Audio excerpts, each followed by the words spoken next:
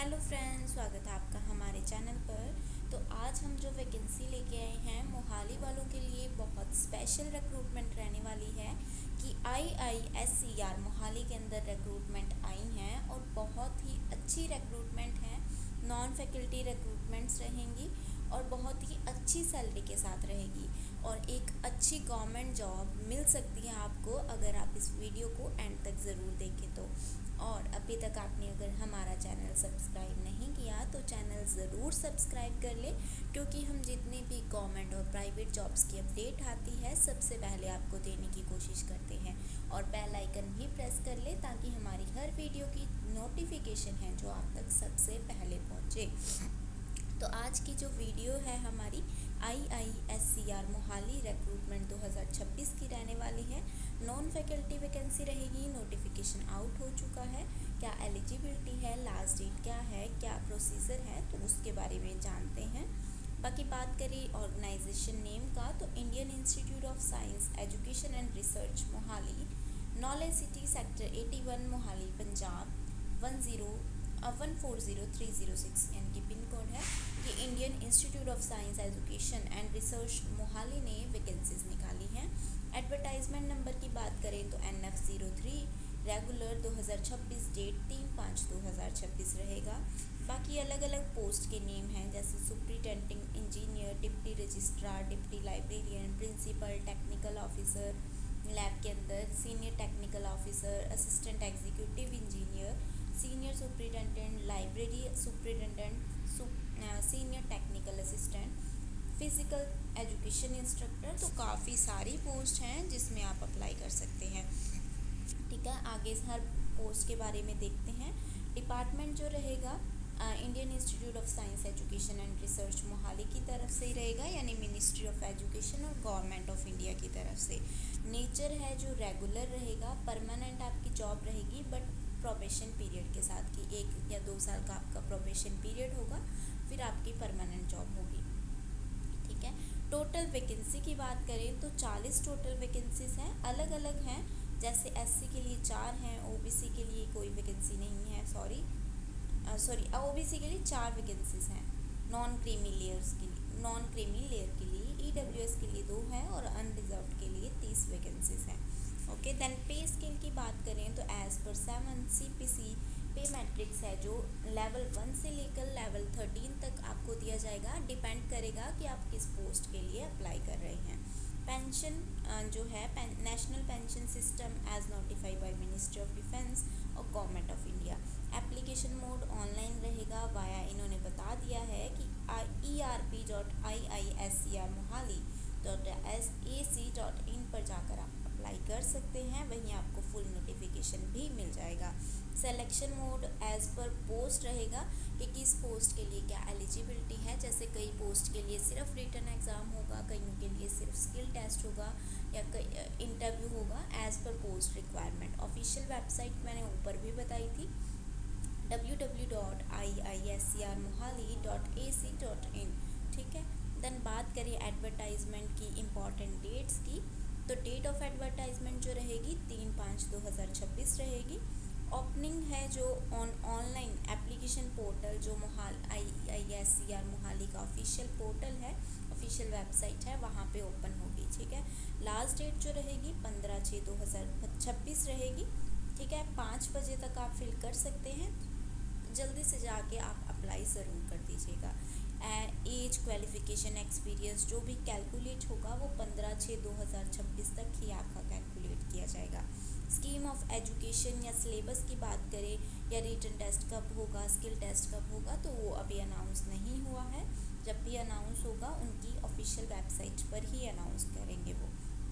Then बात करें non teaching जो ग्रुप A की नॉन टीचिंग पोस्ट है उसमें कौन सी पोस्ट आएगी और कितनी आपकी एज लिमिट होगी और कितने वैकेंसीज हैं। जैसे सुप्रिटेंडेंट इंजीनियर की है जो 13th लेवल की सैलरी दी जाएगी, अपर एज 56 रहेगी, इसमें एक पोस्ट है। डिप्टी रजिस्ट्रार है 12 आपको 12 लेवल की मतलब 12th लेवल की सैलरी दी जाएगी, 50 आपकी मैक्सिमम एज होनी चाहिए, एक इसमें पोस्ट है। डिप्टी लाइब्रेरियन की भी 12th आपकी लेवल की आपको सैलरी दी जाएगी, एज है जो आपकी 50 है, एक पोस्ट है। ऐसे ही प्रिंसिपल टेक्निकल ऑफिसर में भी आपको 12th लेवल की सैलरी दी जाएगी।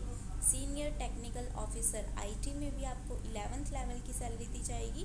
और असिस्टेंट एग्जीक्यूटिव इंजीनियर जो सिविल और इलेक्ट्रिकल है तो उनमें आपको 10th लेवल की सैलरी दी जाएगी। तो सैलरी तो इस लेवल में बहुत अच्छी है। बाकी एक्सपीरियंस भी हो सकता है इसमें मांगा जाए, वो हम आगे डिस्कस करते हैं। देन ये ग्रुप बी की पोस्ट है, नॉन टीचिंग पोस्ट रहेंगी। जैसे जो सीनियर सुपरिटेंडेंट है 7th लेवल की आपको सैलरी दी जाएगी। 38 ईयर्स तक आप अप्लाई कर सकते हैं। टोटल 2 पोस्ट रहेंगी यहाँ पे। लाइब्रेरी सुपरिटेंडेंट की है जो 7th लेवल की सैलरी, इसमें ऑलमोस्ट 7th लेवल की ही सैलरी दी जाएगी। जैसे senior technical assistant, physical education instructor, counsellor, nurse, junior engineer civil और इलेक्ट्रिकल एज पर सेम, जूनियर ट्रांसलेटर राजभाषा सब में 7th लेवल की है। जूनियर इंजीनियर और जूनियर ट्रांसलेटर को सिर्फ 6th लेवल की दी जाएगी। अपर एज है जो 38 और 40 ईयर्स के बीच में आपकी रहेगी। तो देन बात करें ग्रुप सी की नॉन टीचिंग पोस्ट की, तो इसमें pharmacist, junior technical assistant, junior office assistant, junior office assistant, accounts and और अटेंडेंट, इसमें आपको जो है 5th और 4th लेवल की सैलरी दी जाएगी। जो अटेंडेंट रहेगा उसको 1st लेवल की सैलरी दी जाएगी। बाकी अपर एज आपकी 33 ईयर्स रहेगी और टोटल वैकेंसीज आप देख ही सकते हैं। देन एलिजिबिलिटी की बात करें तो एलिजिबिलिटी हर पोस्ट के लिए अलग अलग होगी। जैसे ग्रुप ए की जो पोस्ट है उसमें ऑलमोस्ट सब में बी टेक मांगा गया है। इन सिविल इंजीनियरिंग विद, जैसे सुपरिटेंडेंट इंजीनियर है जो, उसमें क्या मांगा गया है, आपने बी टेक की होनी चाहिए सिविल इंजीनियरिंग के अंदर विद 1st क्लास, ठीक है, फ्रॉम रिकॉग्नाइज्ड यूनिवर्सिटी और इंस्टीट्यूट, प्लस आपको 5 ईयर्स का सीनियर एग्जीक्यूटिव इंजीनियर का एक्सपीरियंस होना चाहिए, ठीक है। ऐसे ही एक्सपीरियंस मांगे गए हैं। और देन बात करें डिप्टी रजिस्ट्रार की, तो आपने मास्टर्स डिग्री की होनी चाहिए विद लीस्ट 55% मार्क्स, ठीक है। और डिप्टी लाइब्रेरियन की बात करें तो मास्टर डिग्री होनी चाहिए आपके पास लाइब्रेरी इंफॉर्मेशन या डॉक्यूमेंट साइंस के अंदर 55% मार्क्स, और प्लस आपके पास पीएचडी होनी चाहिए, और प्लस आपके पास evidence of innovative library service including ICT integration. तो ये चेक कर लीजिएगा, और मुझे इस चीज़ के बारे में पता नहीं है, बट जिन्होंने डिग्री की है ऑफकोर्स उन्हें तो पता ही होगा, ठीक है। Then at least 8 years as आपने जो किया होना चाहिए काम असिस्टेंट लाइब्रेरियन की तरफ से, ठीक है।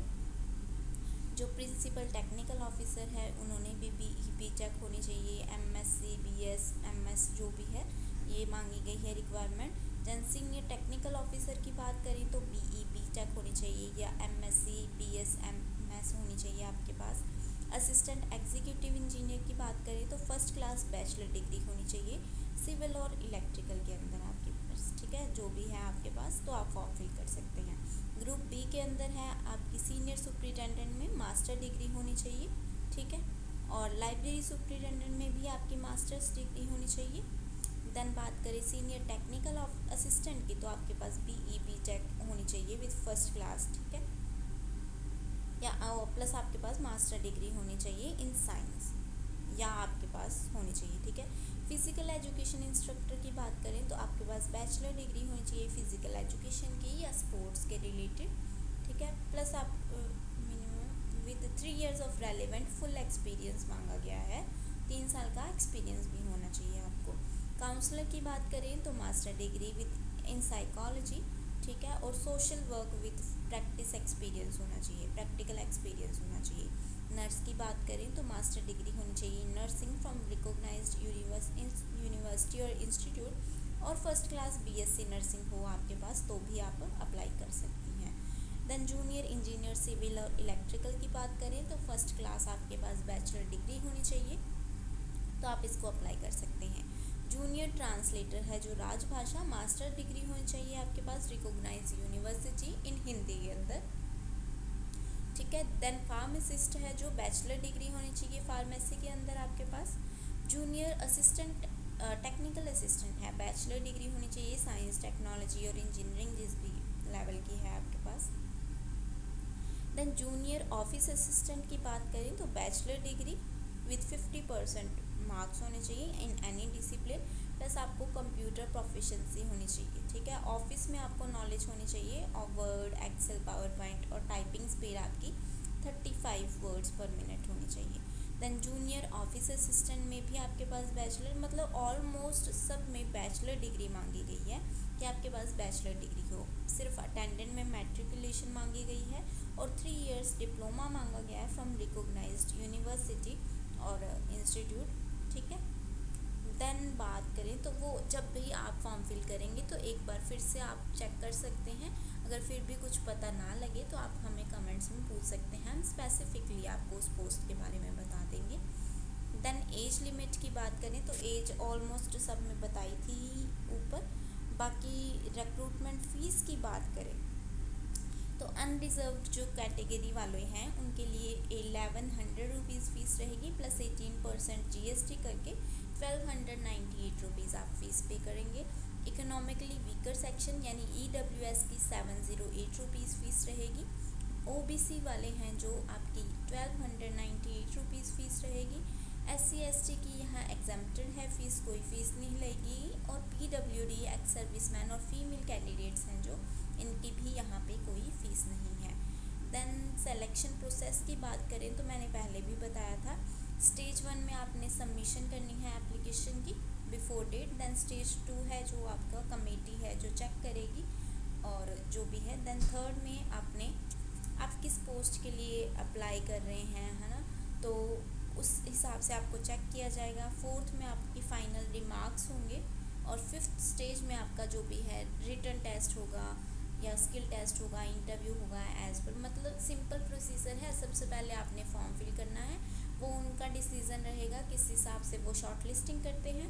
देन आपका रिटन एग्ज़ाम होगा या स्किल टेस्ट होगा या इंटरव्यू होगा, वो पोस्ट के हिसाब से वो बताएंगे आपको, ठीक है। वेन्यू डिसाइडेड है कि जो भी होगा IISCR मोहाली के अंदर ही होगा।